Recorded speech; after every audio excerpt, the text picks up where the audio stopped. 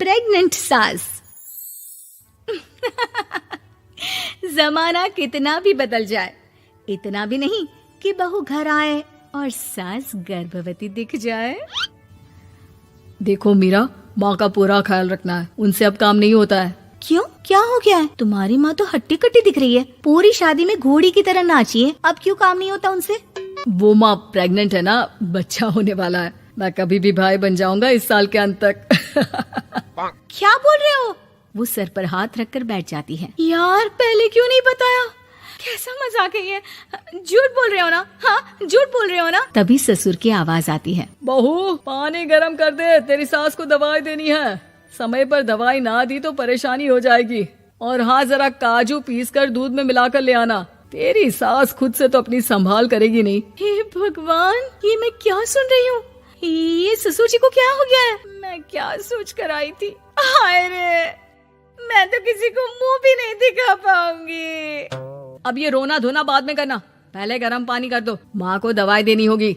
और हाँ, रात को माँ के पैरों में तेल लगा देना। बहू को गुस्सा आ जाता है, वो बड़बड़ करती किचन में जाती है जहाँ उसका ससुर खड़ा होता है। एक बड़ी जिम्मेदारी है हम सबके सर ऊपर। इस उम्र में माँ बनना खतरे से खाली नहीं होता। हाँ हाँ, पता है, तो क्यों बन गई माँ?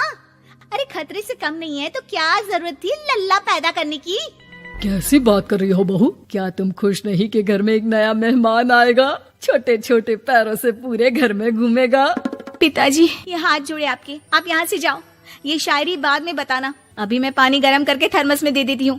सारा दिन पिलाते रहो गरम पानी। और हाँ, ये बच्चे की बात बार बार मुझसे कोई नहीं करेगा। बहू का पारा अब चढ़ा ही रहता था। वो काम तो सारा करती, लेकिन किलस किलस कर। मीरा सारे काम से फुर्सत पाकर बैठी होती है कि माँ का फोन आ जाता है। बेटा, बहुत बड़ी जिम्मेदारी है तेरे सर पर, अच्छे से निभाना। ससुराल में हर किसी को खुश रखना वैसे तो मुश्किल है, लेकिन भगवान ही हिम्मत देता है बहू को हर कुछ सहकर सबको खुश रखने की। क्या बड़बड़ किए जा रही हो माँ? जानती भी हो कि यहाँ क्या चल रहा है? मेरी सास, अरे तेरी सास तो देवी है देवी। कितने खुश हो रहे थे सारे तेरी सूरत देख देख कर। पता नहीं जैसे बहू नहीं कोई मन मांगी मुराद मिल गई हो उन लोगों को। अरे बात तो पूरी सुनो। मन मांगी बुरा तो पूरी हुई है। अरे मेरी सास को बच्चा होने वाला है, प्रेग्नेंट है वो। क्या बकवास कर रही है मीरा? ये बात किसी को कहना मत। मुझे तो बता दिया, लेकिन अब अपनी जबान सिल ले। कहाँ है तेरी सास? बात तो करा मेरी। पूछू जरा, पोता पोती खिलाने की उम्र में खुद का बच्चा खिलाने का शौक कहाँ से आ गया? और आया भी तो बताना तो चाहिए था। अब क्या नाक कटाने के लिए हम लोगों से रिश्ता जोड़ा है? रुक, तेरे पापा से बात करती हूँ। मीरा फोन रखकर लेट जाती है। वो एक सपना देखती है कि उसकी गोद में एक बच्चा खेल रहा है। भाभी की गोद में कितना खुश दिख रहा है ना, लग ही नहीं रहा कि भाभी है। मैं तेरे लिए क्या लाया हूँ, सोने की बालियाँ। तेरी शादी में तो मैं बुढ़ा हो जाऊंगा ना। अरे कैसी बात कर रहा है बेटा, इसकी जिम्मेदारी तो तू ही लेगा। हम लोगों का तो कोई भरोसा नहीं, कब ऊपर वाला उठा ले। बहू को सास को देख देख कर गुस्सा आ रहा था। तभी वहाँ पड़ोसन आ जाती है। अरे बहू, तुझसे तो पूछने से भी डर लगता है कि कब खुशखबरी सुना रही है। अब तो अपनी 1 महीने की ननद की ही जिम्मेदारी संभाल ले, बहुत है। अपने जेवर भी रख देना और पैसे भी जमा करना शुरू कर दे। वो बात आगे बढ़ाती उससे पहले ही बहू जोर से चिल्लाकर उठ जाती है। नहीं नहीं नहीं नहीं, मैं अपने जेवर किसी को नहीं दूंगी। अरे कौन ले रहा है तुम्हारे जेवर? तुम औरतें भी ना सपने में भी जेवर ही संभालती रहती हो। मैंने जो सपना देखा है ना, सुनोगे तो होश उड़ जाएंगे। अच्छा, तुम अपना सपना बाद में बताना, पहले मेरा सुनो। कल मैंने इतना अच्छा सपना देखा, इतना अच्छा सपना देखा कि अगर वो पूरा हो जाता है ना तो मैं तुम्हारे लिए रानी हार बनवा दूंगा। बहू अब सारे गम भूलकर पति का सपना सुनने में लग जाती है। अरे क्या सपना था, बताइए ना। बोलिए भी तो, क्या सपना है? मैं पूरा कर दूंगी अगर बात रानी हार की है तो। बोलिए बोलिए। मैंने रात को सपना देखा कि माँ को बेटी हुई है और मुझे बहन। सच्ची, इस घर में बेटी हो जाए तो मैं तो झूम ही उठूं। मीरा का मुंह बन जाता है। वो चुप हो जाती है और सपने की बात याद करती है कि बेटी हुई तो उसे ही अपने गहने उसे देने होंगे। फिर तो रानी हार की जरूरत पड़ेगी ही। भाई लड़की बड़ी होगी, उसकी शादी होगी तो जेवर तो चढ़ाने ही होंगे ना, कहाँ से आएंगे वो? कितने समझदार हो तुम मीरा। मैंने भी यही सोचकर तुम्हारे लिए रानी हार लेने का सोचा था। अरे फूटी किस्मत मेरी जो ऐसा परिवार मिला। मेरे पापा की तो मैं अभी क्लास लगाती हूँ, जो सब जानते हुए भी ऐसे परिवार में मेरी शादी कर दी।